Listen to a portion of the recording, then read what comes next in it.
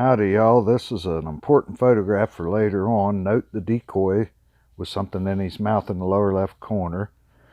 These are some old 35mm photographs. I can't go through them all, there's too many of them.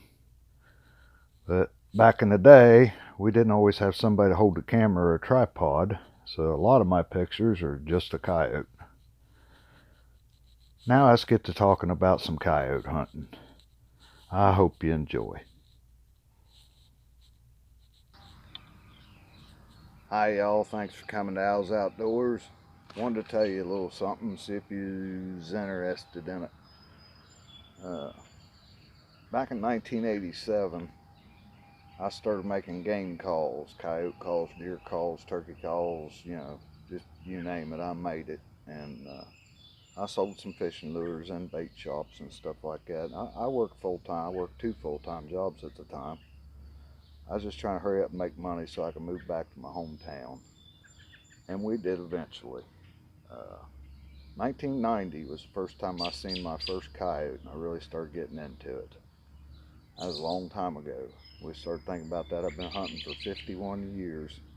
I've been hunting coyotes since 1990. And here's some calls I made. That's a rabbit squaller I made. That's a coyote howler I made. I inlaid some cedar and some walnut in different patterns. And this used to be a rattling antler of mine. This one's really old. That's a rabbit, or well, that and there's a bird call, I think. I even made the reed in that one. And made it out of rattling antlers. You can still see wear marks where my leather gloves was at. I used to be in that a good bit. This is a combination howler, rabbit squaller. This thing makes all kinds of stuff if you learn how to do it. It's got a wooden tone board that I made. The wedge that holds it in there is deer antler. It's got a deer antler band on it, right there. Keep it from splitting out. Made out of real pretty burl. It's loud. It's really loud.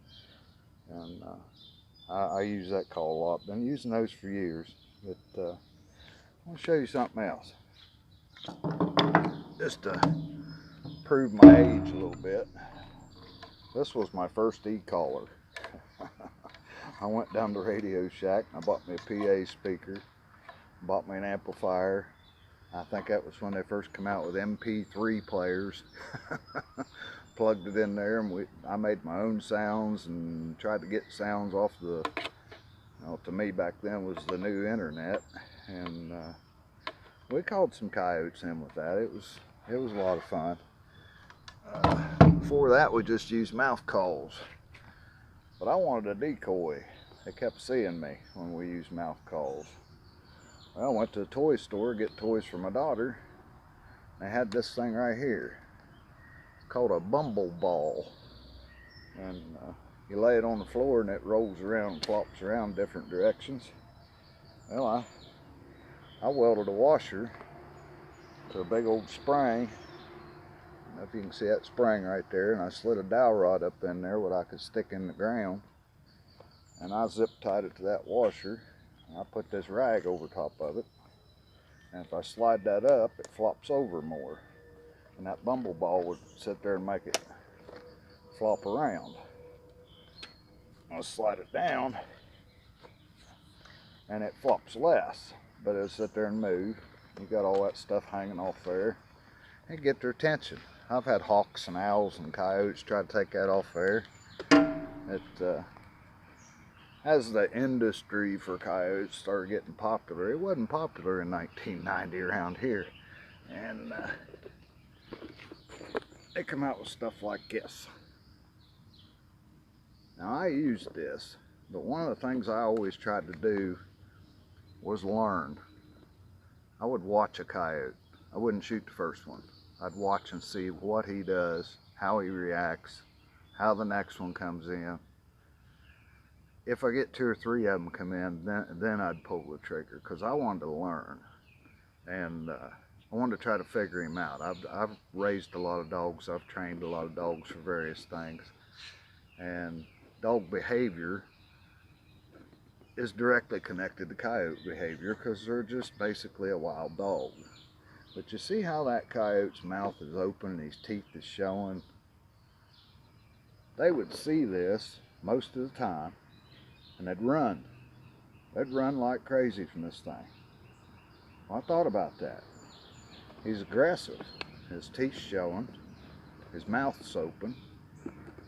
So I put a rabbit hide in it and hung it out. And then all of a sudden I shot 3 or 4 coyotes off this thing. But I waited. It's really hard to get an animal to see a decoy. I waited till they saw that. I could have shot them sooner. I wanted to learn and see the reaction of it. His mouth's full, he can't bite nothing, and he wants to keep that. They wanted to take it. And I even went as far as to put rabbit scent on it. You can buy rabbit scent for training rabbit dogs, and I had some of it, so I tried it.